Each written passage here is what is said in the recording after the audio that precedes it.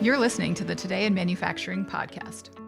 Hi, I'm David Manti, and welcome to a new episode of the Today in Manufacturing podcast. With me today is Jeff Franke. Anna's out this week, so with us today is Andy Zoll. We're the editors of Manufacturing.net and Industrial Equipment News, Design and Developing Today as well, and each of us have many years covering the manufacturing industry. Each week, we cover the 5 biggest stories in manufacturing and the implications they have on the industry moving forward. Please make sure to like, subscribe, and share the podcast. You can also help us out a lot by giving the podcast a positive review on Apple Podcast or whatever platform you use. Finally, to email the podcast, you can reach any of us at Jeff, Andy, or David at IEN.com with email the podcast in the subject line. Andy, thanks for joining us this week. You're welcome. It's good to be here. Right? It's a new experience. It's good to see you in person. I might be the last of my generation to appear on a podcast, so I think we can cross that off and It's good. move on to other things. Jeff, how's it going this week? Good to have a new teammate amongst us here in the office. Right. So it's cool. Yeah, it's only been since last March. Yeah. Our top story this week, our 5th most popular story this week is pandemic claims another manufacturer. Ecolab manufactures infection prevention solutions to more than 40 industries, everything from food processing plants to hospitals. This week, the St. Paul, Minnesota-based company announced plans to shutter its plant in Columbus, Mississippi. The facility manufactures products used in surgical suites. According to a company spokesperson, Ecolab's surgical business took a big hit last year as elective surgical procedures were canceled due to the COVID-19 pandemic. Jeff, this is a large company, but it's still, you don't like to see this. No, it's unfortunate. And I think there's a couple of different trends sort of at play here. Mm-hmm. First of all, when all this crazy pandemic-related stuff started going on, we saw manufacturers really taking a look at everything and seeing how they could become more efficient. Looking at their internal processes, which in a lot of cases led to a lot of great investment in new automation and other technologies like augmented reality and 3D imaging and things like that. That is a positive that we wanted them to get more involved in, and the pandemic gave them a little bit of a push to do so. Mm-hmm. And as a result, that technology has been pushed forward and made some nice advancements. The other thing that obviously they looked at was supply chain, continued to look at supply chain in terms of how they can get everything closer and be more responsive, not just to internal needs, but obviously to their customers. You know, we've seen some reports as high as like 20% of U.S. manufacturers that are looking to possibly reshore some of their operations, not necessarily move out of China or any place else, but bring some of that over here. Well, when you start looking at processes and you start looking at how responsive you can be to market demands, you see some opportunities to potentially consolidate. Yeah. And I think that's what happened here with Ecolab. They took a hard look at things. And again, we mentioned some of the elective surgeries and other areas that they function in, seeing a reduction in activity. And as a result, they're consolidating a bit. Yeah. I think what's also interesting here with the article, they pointed out they've got this, I believe it's a 71,000 square foot facility that is going to be vacant now. Mm-hmm. And just driving in here, when you look at all of the commercial real estate that is empty, and a lot of it's retail based, but you just kind of wonder how this is going to play out. If folks are consolidating, but then we also see some of that reshoring, is that going to balance out? Or are we going to see some of these industrial parks with a lot of open inventory, which is kind of a negative economic dynamic people don't want? Obviously, you want people in there doing stuff, but if it's shuttered and it's vacant for long periods of time, that can become a real deterrent for just attracting new business and new people coming in. So a couple different things going on here with Ecolab that was kind of interesting to shed a light on. Yeah, well, and I did notice that, this is a facility that they acquired as a result of an acquisition. I think it was back in 2007. And it did, it sucks because it's 61 jobs that are, 18 people are still going to stay on working from home, but 43 people are out of a job. I also think, the economic conditions did allow people to kind of reconsider everything, but Ecolab has had some rough years. Like they did $11.8 billion in revenue in 2020, which is a lot, but still down 6.14% from 2019. And while that could be COVID related, the company had a modest increase in 2019, but an 11.6% drop in 2018. So, Andy, it hasn't really been smooth sailing for this company for a while. And if you look at what the company said to local media in Mississippi, they basically kind of laid out that this was, yes, the pandemic, hit their bottom line, but they also were, that prompted them, like you said, to take a look at everything, and then, that prompted them to take this step to move their production elsewhere. So. it seemed worded carefully. Oh yeah. Yeah. So it struck me a little the wrong way. Just to, if you're gonna overhaul your operations, okay, but seems maybe a little disingenuous to Yeah. blame the pandemic for this when there's, okay. as you've said, there's, it's been topsy-turvy before with this company. And, Yeah. if you want to make that decision, okay. But to blame the pandemic seemed a little shaky to me. Well, I think it's been easy. We've seen it. There's a cheesemaker in Wisconsin. There have been other companies that are like, COVID just killed us. Yeah. And then people look at it and they're like, no, we think you were dead already. But so the other thing that kind of stood out to me is that there are 43 workers that are going to essentially be out of a position.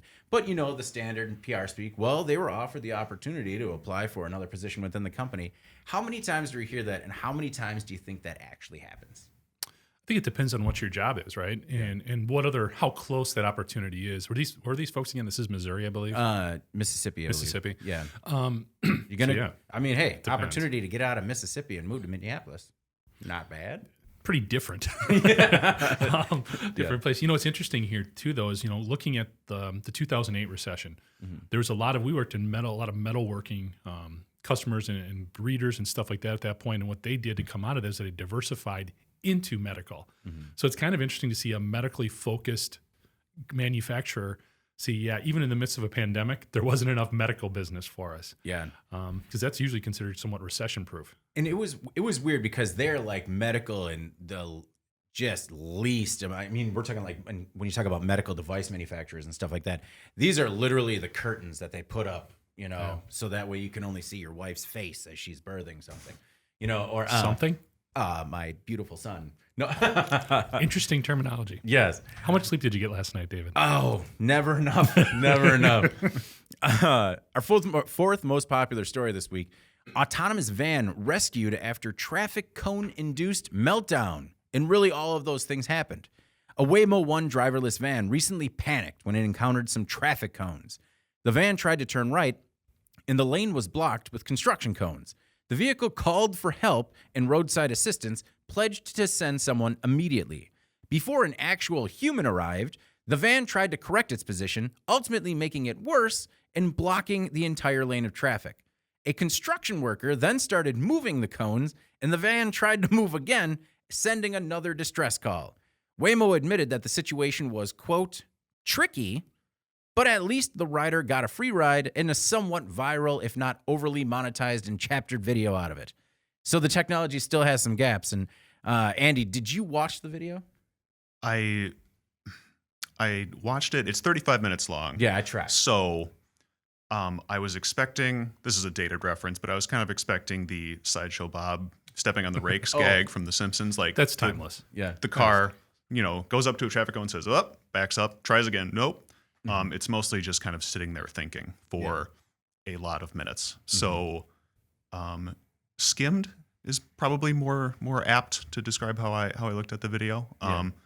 But it's just it just shows that there were always going to be hiccups with self-driving technology, and it's good this is one we can kind of laugh at a little bit because this is in Arizona, and there's a famous accident in Arizona from 2018 in an Uber self-driving car. So when these things go awry, it's nice that they're able to go awry in a relatively safe manner. Yeah, it was a cone and not a pedestrian. Correct. Yeah.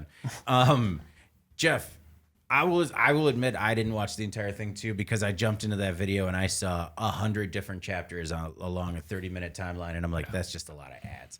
But I mean, still got a ways to go with the technology. Absolutely. And the reality is, excuse me, we talk about this a lot with Tesla and the autopilot. If you're going to put it out there, you're going to have to deal with this stuff. And the reality is any kind of blowback that Waymo gets, in my opinion, it's warranted. I mean, if you're, like I said, if you're going to put it out there, you're going to put it live on the streets and stuff like this happens, anything negative that comes from it is something you got to remember, just deal with. I mean, it's going to be part of it. And one of the things that I found, I was a little curious to see how much of a history Waymo had with some of these types of incidents. They released a report last fall, and from 2019 through September of 2020, there were 18 crashes involving these test vehicles. Now, not all of them were Waymo's fault. Some of them were other drivers, but there's also 29 near-miss collisions. those are the ones that don't get reported, but still obviously an issue. So, yeah, I mean, we still got a long way to go, and I think the responsibility does fall on these companies to be able to respond maybe a little bit more quickly as well in getting them fixed. Because if I'm sitting behind this individual and it's slowing me down, I'll admit I do not have a ton of patience when it comes to that, especially if I can see clear traffic all around me and here we are stuck and there's nobody even in the driver's seat, not There's knowing what's no one to going flip on. off. I mean, what do you do? You go to fly by him and there's no one to flip off. There was a story. There was a different story where a reporter and a photographer from the AP took a ride in one of the Waymo driverless vehicles, and there was nothing like this. But they couldn't get the car to come up to the curb to pick them up. They were blocking somebody in a grocery store parking lot who got flipped off, or they flipped off the non-driver, and then. That was a safe, mostly non-eventful ride. But in the middle, they were like, well, they did take a turn that we probably would not have. So Right. we're still working on it. Well, and so this was the 54th ride for Joel Johnson, the guy who was in it. He posts very well-documented rides on driverless Waymo vehicles. He's now on ride number 56 of what he calls a hobby, and talking about dating yourself. But to see that this is an entire channel, just Joel rides Waymo.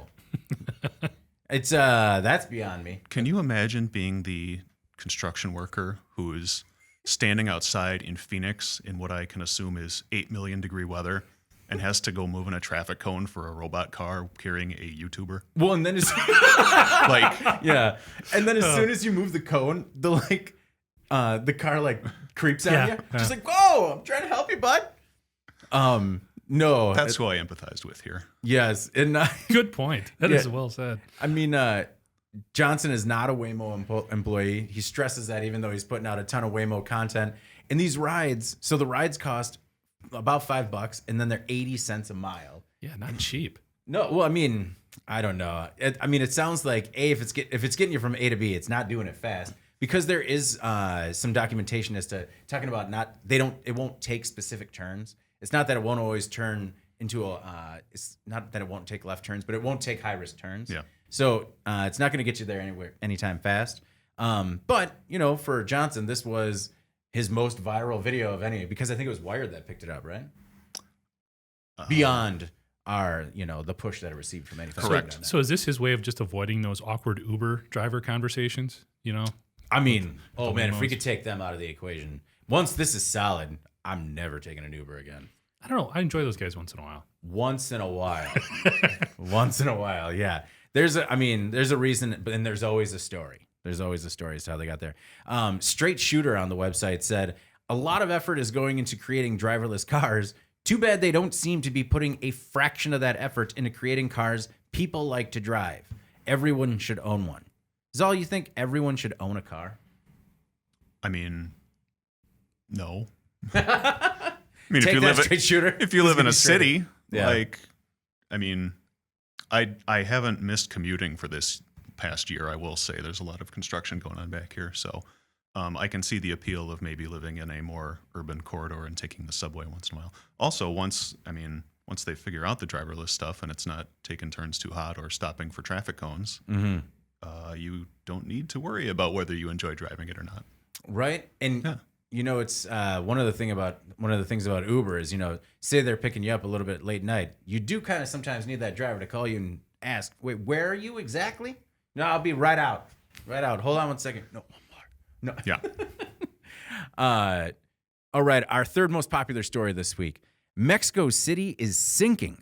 Geologists think areas of the world's second largest city could sink as much as 100 feet over the next 150 years. The phenomenon is called subsidence, and it could be a big problem for nearly half of Mexico City's population. Subsidence happens when too much groundwater is extracted, causing the land above it to compact and sink.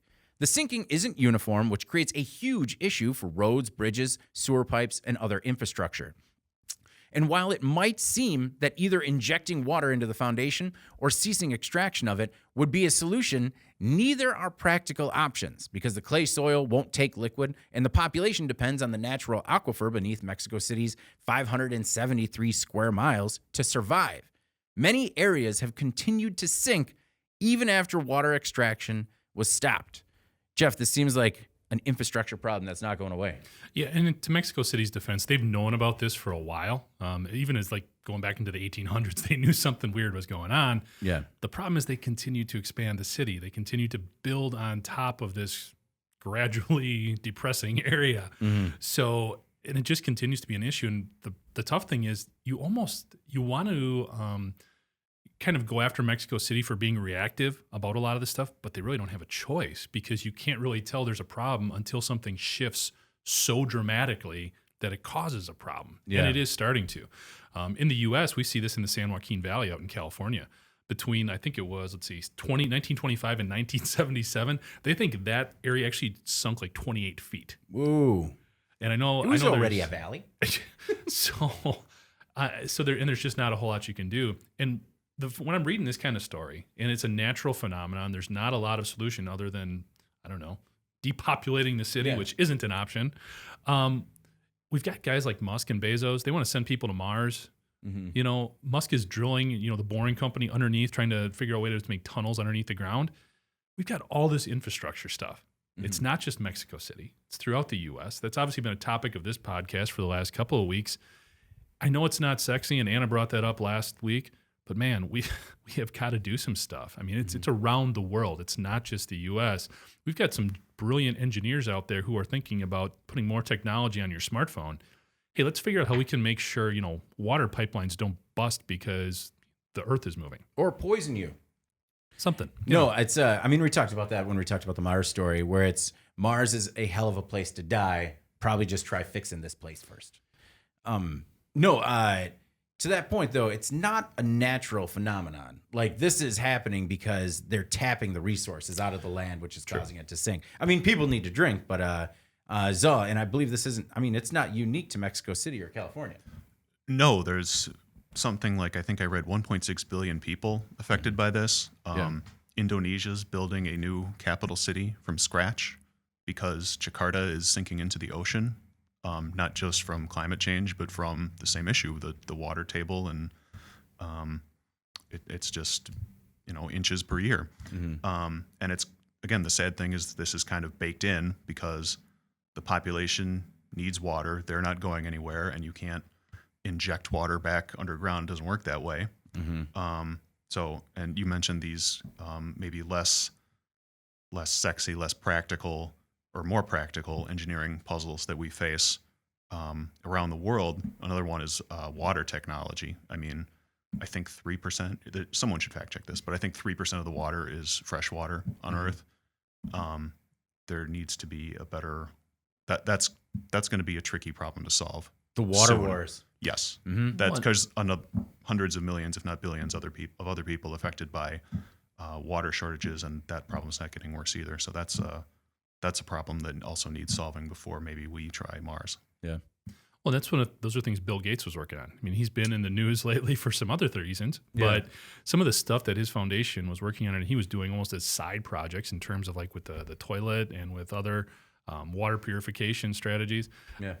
Those are the things we need more energy put into, it would seem. And Turns out that his waterless toilet is really just a preemptive image cleansing strike against his, philandering. Allegedly. it's a different story, David. The other thing, so when I was looking up subsidence, I saw that in the U.S., there are more than 17,000 square miles in 45 states that have been directly affected by subsidence. Primarily in California, like you had mentioned, Texas and Florida have had hundreds of millions of dollars in damage as a result of this over the years. But what's crazy is, so we're just talking about subsidence as like slow sinking. Like it reminds me of the farmhouse I grew up on, where we used to race cars through the kitchen because you could put them in where the dining room met the kitchen, and they would race to the cabinets because, there'd been some shifting. Sure. But the other big thing with subsidence is sinkholes. And there's nothing that terrifies me more than sinkholes. It's also not nearly as sort of, a sinkhole gets crazy numbers on our website. Not nearly like, so gradual sinking is happening again. Anyone yet? Yeah. Not till the sewer pipe bursts. Yeah, not till the sewer pipe bursts or the skyscraper, starts to tilt. The second most popular story this week: an employee dies in an accident at a mattress factory. Irene Anita Irene Coaster was a 51-year-old maintenance worker at Purple Mattress in Grantsville, Utah. On May 13th, she was injured while performing a repair and died as a result of her injuries. Coaster was dead by the time emergency personnel arrived on the scene, but they extricated her from the machine. The accident was caught on video, which should help authorities and the company figure out just what happened. Jeff, this was a tragic accident. Horrible. And you don't want to downplay what happened here at all, especially for this woman and her family. But this does feel like another one of those situations where there's a skills gap issue. There's a training issue. This was the 4th incident at this facility since January. Okay. So there is a pattern here. I don't know how long this woman worked at this facility, but potentially when you look at those reoccurring themes, what we've seen in the past is there was not adequate training. There was a rush to get things done, which again is a factor of safety training where you understand what the dynamics are. And when we start looking at a lot of these accidents and these situations that are seemingly very avoidable, you can't help but think about the workforce and the dynamic, the problem that we have right now in the manufacturing workforce. We've heard these stats before, but they're worth repeating. According to a recent survey from Deloitte and the Manufacturing Institute, there's as many as 2.1 million manufacturing jobs that'll be unfulfilled between now and 2030. This could cost the U.S. economy upwards of $1 trillion in lost opportunities. So it's another $1 trillion problem. We talked about infrastructure. Now we've got these jobs that are going unfilled. Right now, a little bit of that is pandemic related, whether people are using that as a reason not to go to work or relying on some of the funds that are available to them, or it doesn't make economic sense for them to go back to work. We need to get this figured out. And I think once we get a workforce that wants to be there, is trained to be there, understands all the precautions that need to be taken with their job, hopefully we can see a decline in these types of incidents. See, I don't see this as a skills gap problem. I see it as definitely a training problem and definitely a lockout tagout problem. Or there's something, having it be the 4th incident since January at the facility, there's something that the company is not doing to protect its workers. Like, I think you say skills gap and sometimes you think that's on the employee, where that's on the employer. Agreed. In the lockout tagout technology that was likely not being used, and I mean, maybe it was bypassed. You never know. But to me, training first and the emphasis of that, I think needs to be the primary point. Sorry, Andy. There's not a lot more on this situation other than the details that were shared. No, the company and authorities are being tight-lipped. Obviously, there'll be an investigation. OSHA's going to investigate, as they always do. But as we've mentioned here, this facility doesn't have a great record over this year, at the very least. And you'd hate to think it would take something this tragic to kind of get either regulators or the company to take this kind of thing seriously. Yeah, it really hit me close to home because my mother was a maintenance woman in her 50s, and it just this more than a worker, she was part of someone's family, and that is absolutely tragic. And I guess I didn't realize how dangerous of a job general maintenance and repair workers have. It's the 14th most dangerous job in the U.S. based on the number of fatal injuries per 100,000 workers. The median annual wage is $37,600. And according to the Bureau of Labor Statistics, other than truckers, they suffer the most non-fatal injuries of any per year of any other position. Well, and that's how many were reported. Yes, exactly. I mean, we've all worked in these facilities, whether when I was in college and stuff like that during the summer. Yeah, there's a lot of the stuff that doesn't even get reported. It's just kind of swept under the rug. So that probably would even add to those numbers. And again, just to reiterate, I agree with you. Not blaming this woman for what happened. This does come back to the fact that this facility or this company is not taking enough time to properly train people and put them in a position to be safe. Exactly. No, there's they're putting people in a bad situation. And I think just their track record this year has been showing that. But also, so truckers' non-fatal injuries was like 77,000 a year. And that's all because they won't let them use the bathroom. No, but they're in a rush. They're in a rush. And it was 23,000 it was something like 23,000 for maintenance workers. And then it was in the single digit thousands. Like it was light years more dangerous. Yeah. I mean, well, it depends on the facility too. I mean, some of these plants, man, it is. I mean, I can remember some things my brother was doing working at like a chemical company. And part of the issue is this just becomes grained into sort of the SOP of the day. This is just how we do it. This is the way we've always done it. Whereas there have been advancements in safety technology that either just aren't being implemented for a cost reason, there isn't time, people are afraid to shut things down and put these things in place, or people just don't do them. I mean, we've also been to facilities where everything's there for them. I mean, you walk past the buckets full of safety glasses and nobody's wearing them. Yeah, or the harness. I always remember seeing the harnesses as they're up there. I'm like, shouldn't you have that on? Like, no, it takes too long. It's one buckle. Yeah. Maybe two. I don't know.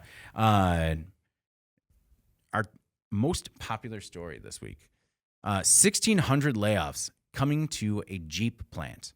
The fallout from the global computer chip shortage continues.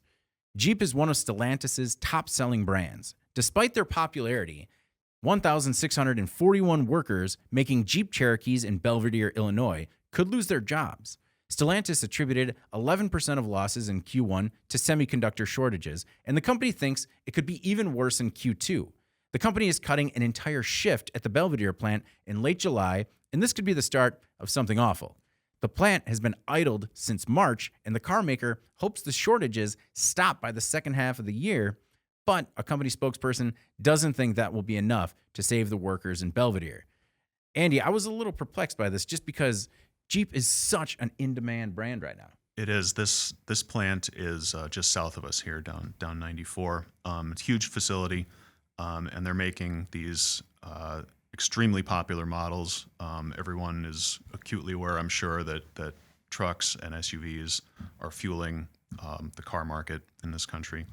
And it's interesting because General Motors said earlier this month that they are trying to weather this chip shortage by getting everything they can into those vehicles, those trucks and those SUVs. And you'd have to assume, you hate to assume, but you'd have to assume that Stellantis is trying to do the same thing for these cars that are selling so quickly when prices are so high as they are in that market. And the fact that they weren't able to do it, weren't able to keep this shift on is troubling, to say the least. Yeah, we had a couple of people comment on the website about how they tried to buy a Jeep during the pandemic or earlier, and they got was $7,000 off of MSRP. They tried to go back for another one, and it was like 22,000 over. So it is a hot market for new cars right now, Jeff. Automotive is so weird right now, and it's just crazy trying to keep track because two things struck me when I looked at this story. Obviously, unfortunate that this many people are facing unemployment. The other thing is we're hearing about all this investment that's right now from the automotive companies that are coming from product development. Obviously, not as much in the manufacturing side for electric vehicles. Big story this week was Ford coming out with the electric F-150. Yeah. So there's all this money going into developing that. We also ran a story today talking about Ford doing stuff with electric vehicle battery production. The other thing that was interesting, not in this story, nothing from the UAW. And I think there is a little bit of a connection there because right now with all of this push towards EVs, one of the things from a labor perspective that is worrisome is it actually will require most likely less labor to put together these electric vehicles than there is right now for an internal combustion. So the fact that there was no UAW comment when you're talking about 1,600 workers from an automotive facility that's been around for quite a while, you kind of wonder if UAW is sort of hedging things a little bit because they're seeing all this come out in terms of electric vehicles. They know they've got some battles ahead of them. So there will be some interesting things going on, seeing how these folks, these companies, these big automakers respond once the chip shortage does get figured out, whenever that is. I mean, who knows when that's going to be. But then will there be more or less of these types of layoffs just from market factors with the products that they're producing now? Yeah. I did see that, this plant has been idled since March. And so these people will essentially be out of work from March until July 26th. And I mean, you do talk about the skill shortage. And I mean, at least hopefully there are jobs out there where they can find work somewhere else. Yeah. I mean, is that too optimistic to think? It's in Illinois. It's a very tight labor market, and it's always a tight labor market for manufacturing. So you would hope so. Yeah. The average UAW worker I saw is making $31 an hour. So, and if you've got some experience, it's probably a little bit more than that. So you do wonder too, just if they're looking to take care of their families and they're used to one level of income. You mentioned before the average for a maintenance manager, non-UAW is much lower than that. So that's difficult for these folks too. They're in a certain place economically. to go into a similar type position in the industrial field, potentially making a lot less. That's hard. That's that's probably why they've kind of remained idled, just because they're probably making more doing nothing right now. So what I was interested to see is how production cuts have increased demand in the resale market. And so while new cars are in short supply, people still want something that's new to me. According to the U.S. Bureau of Labor Statistics, used car prices have jumped 21% since April 2020, and 10% of that was last month, April 2021. Wow. Used car listings from May 2021 on TrueCar's website are up 32% over the same time last year.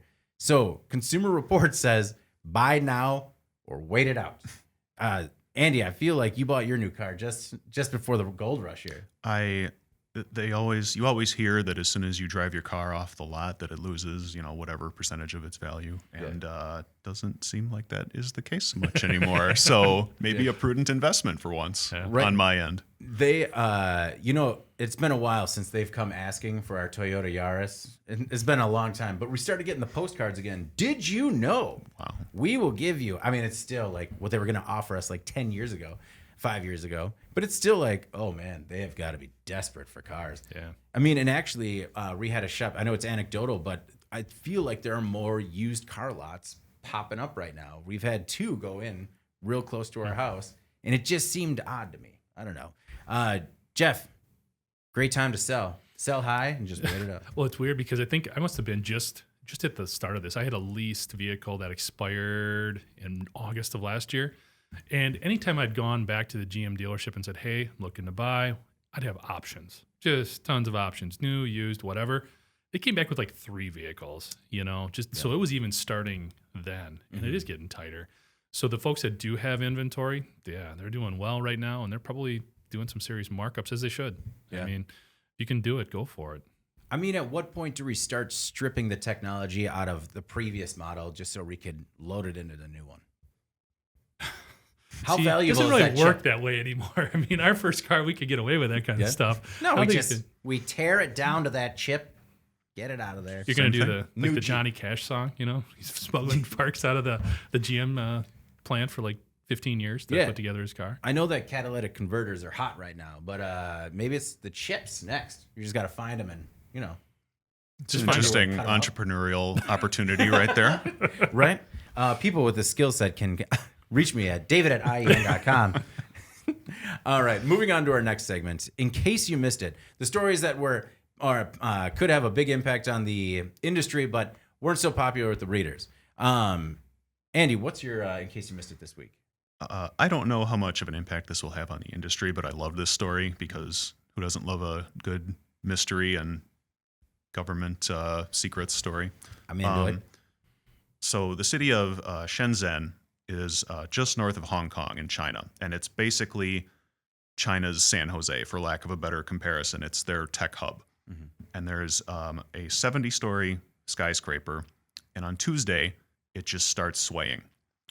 And they evacuate the building, they evacuate the surrounding area. It's, of course, densely populated. There's crazy videos of people running away from the shaking building, and which is fine, except, not fine, but that's one part of it. The most interesting part is that they don't know why this happened, and they apparently still don't. So they've ruled out a seismic event. They've ruled out they say that there's no damage to the building or the surrounding streets. They say the weather was, I think fine was the word that was used in one of the reports. Yeah. So it's all just kind of rumors at this point. That the inspectors cleared the building. They said, cleared the building as far as safety protocol is concerned. They said it was within building safety codes for the country, and they actually started letting retailers back in. The U.S. consulate said maybe stay away from there. Yeah. So, how much swaying are we talking? I didn't. Apparently, within government standards. That's all. That's all I could gather. Now there were reports. I think of employees who worked in emergency management in the city, and they were speculating that it was like a combination of things. There's a subway line underneath, maybe temperature changes inside and outside, and maybe wind. I didn't get a read on how windy it was that day. But I wonder if you guys want to throw out any wild speculation as to why this building was shaking, or how lucky you feel if you had to go back to work after Oh, my- inspectors cleared that building. Well, from now on, I'm going to say that I was not clumsy. The building was clearly swaying Correct. and shaking. I mean, theory number one's got to be subsidence. You just wanted an excuse to use that word again. The fact that I know how to actually say it now, I'm really Hey, excited. I think you're 3 for 3. Yeah. Which Should is we, can we jinx rare. him? Can we jinx him right now? I is think we real- did. We're good. Really rare. I don't know, Jeff. What do you think? What's making it sway in China? Maybe China has like lured Godzilla away from Japan somehow. I mean, was that not your first thought when you heard of a bunch of people course. running, screaming from a course. building? Yeah. I just watched a marathon. What was the one Pacific Rim? What were those things called? Those big creatures Yeah. popping out of the ocean. Not Goji's. I can't remember. I've seen that movie only in Free fits and yeah, starts. free T-shirt to anybody who emails the podcast first with Nice. the name. I'm only Of the thinking monsters. of Gojira. Like Taigu or no, that's the name of a restaurant. Never mind. But I don't know. This is pretty crazy. I mean, yeah. How would you feel about having to go back into this building to go to work? That'd be.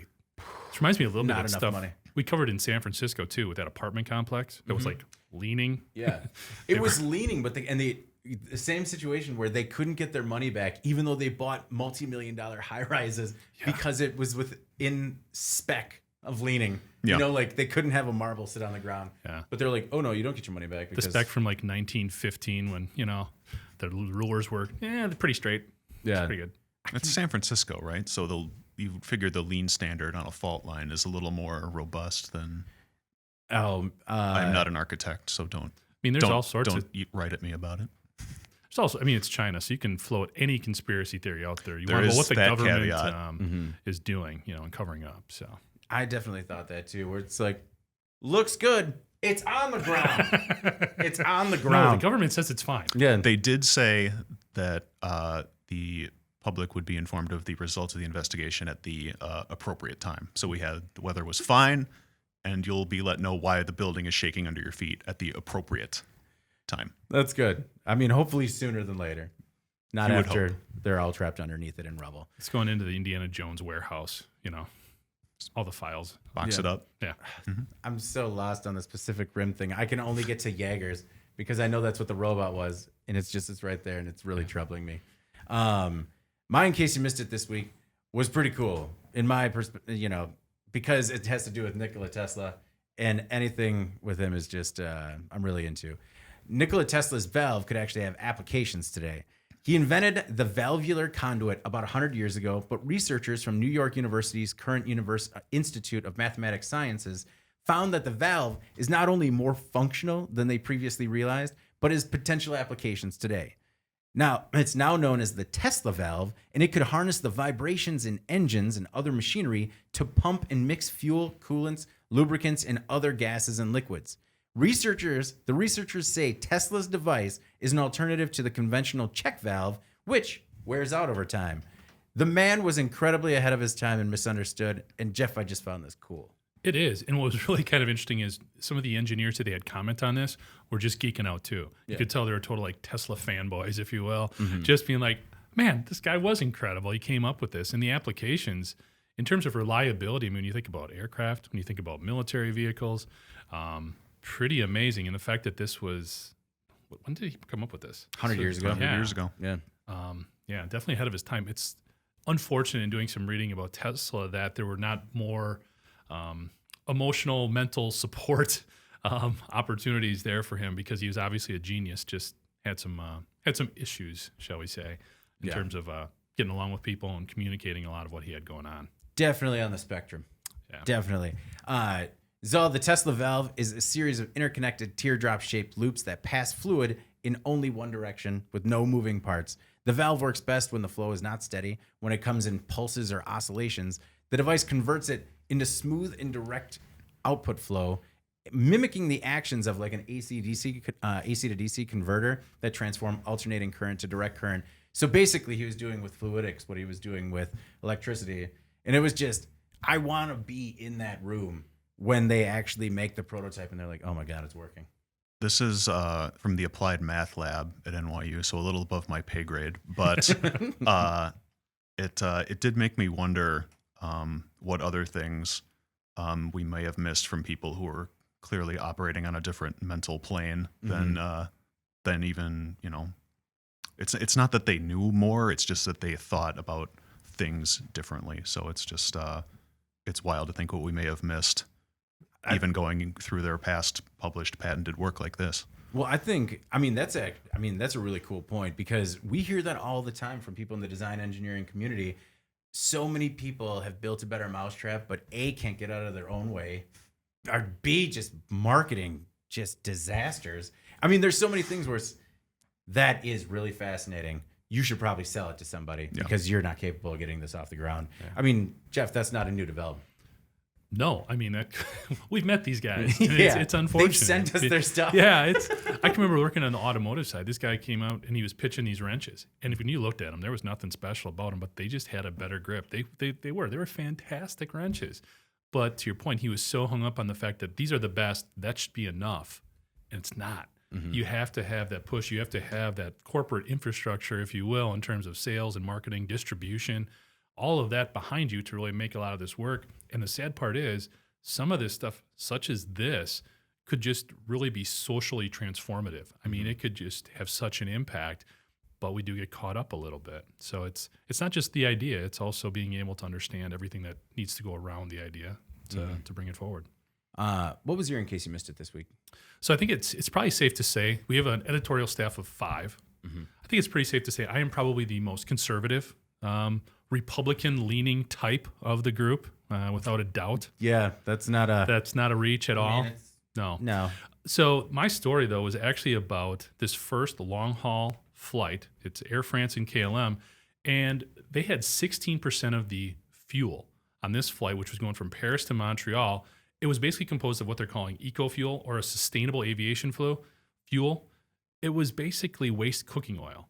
Yeah. Now, I'm not the biggest environmental guy. I'm not an opponent by any stretch, but I'm probably not the biggest proponent, activist, whatever you want to say. If it makes sense financially and mechanically. Yeah, but this is cool because you're basically taking a waste product and turning it into a viable fuel source, and for a real reason. This isn't, the hippie neighbor down the way who kind of retrofitted his, Camry to run on McDonald's French fry oil. You know, this is a real application here, performing a real function. And just to put it into perspective, some of these big planes that they use, they can use upwards of a gallon of fuel a second when they are running across the ocean. So when you just look at the fuel savings that this is going to create, we talk about being cleaner, more efficient.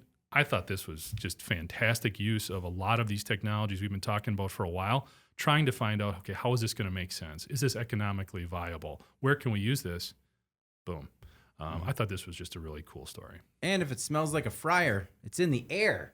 I mean, you must have been out, Andy, when there's one pizza place in particular in the Madison area that uses the recycled fuel, and you smell them coming. Yeah. There's been, you don't really, at least I don't think about aerospace in the climate change fight as much as you do cars or industry. But it's a huge, as you were saying, it's a huge part of it. And there's a lot of pressure, particularly in Europe, to clean that up a little bit. And obviously, I can't remember which company executive mentioned it, but they're decades away from any viable sort of alternative to, basically burning fuel to fire these things all over the world. And demand's only going up. So anything you can do to resolve this while that, far off technology kind of catches up, that's good on my end. Yeah, no, I'm down too. And I mean, you're not the most conservative by a landslide. I think we're all pretty. You guys are coming closer to me. I mean, mostly Anna.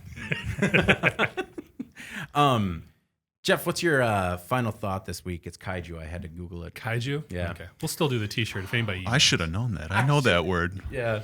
How are we going to grade Andy here? Should we be critical? Should we wait till we're done? I kind of feel like we want to do it right now, though. I feel sort like of our vibe. He's done a great job.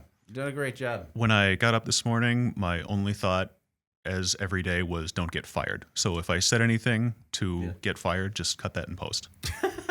See, we would Sounds have good. a problem there because David has actually said things on these podcasts that would make him more susceptible to being fired than anything you've done. Yeah, So, I hate that was my initial thought too. It's like, The man, if bar- I'm still here, you're fine. depending on your perspective, the bar has been set either high or low. I'm not, I'll Yeah. take it. That's fine. Yeah. The other final thought is I just finished an amazing book called The Ghost Soldiers. It's by Hampton Sides. It's about this POW camp in the Philippines that was liberated. It's an amazing book, great story. If you're into World War II stuff, highly recommend it. Very good. Vietnam's my war. That's the stack of books on my shelf. That's my war. That's a weird sentence. Andy, what's your final thought this week? This was fun. I enjoyed this. Yeah. Excited to welcome Anna back next week. Yeah. Yeah, that was my final thought. Just not to get fired. Yeah. No. Good work, man. Yeah. Thank Good you. job. I mean, It's good. See, I will say, you can have a war, as long as it's not the Civil War. I think the Civil War is fascinating, but if you say you're a Civil War guy, that has a lot of implications, I think. I agree. The school system I grew up in just hammered that war, so I felt pretty good about it coming Yeah. out. Yeah. Yeah.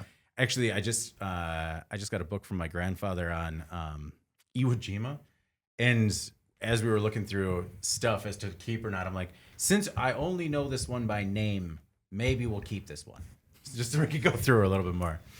But no, you did a great job, man. Thanks a lot for coming. Of course, anytime. All right.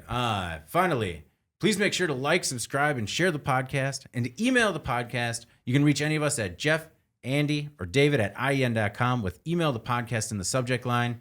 Anna, we missed you. Hopefully we'll see you next week. And please make sure to subscribe to our newsletters. Kind of seems like a weird place to shoehorn the goodbye to Anna in there. Subscribe. Hopefully she survived the trip with the 3 little ones there. Yeah, nothing like a Hopefully she's family, coming back unscathed. family trip with 3 small children. Also known as just like, I'd rather just stay shut in. My vacation is I get to close the door for a day. Anyway, I'm David Manti. Thank you very much for joining us. We'll catch you next week. Thank you for listening to the Today in Manufacturing podcast.